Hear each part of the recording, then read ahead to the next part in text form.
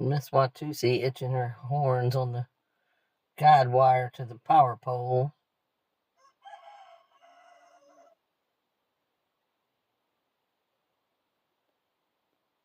She was just tearing it up. I'm afraid she's going to break it. Now she's mellowed out a bit.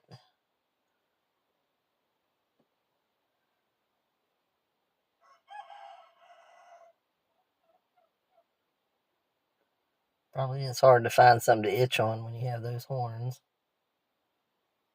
Oh, she's very comfortable doing that. It's a very sweet cow.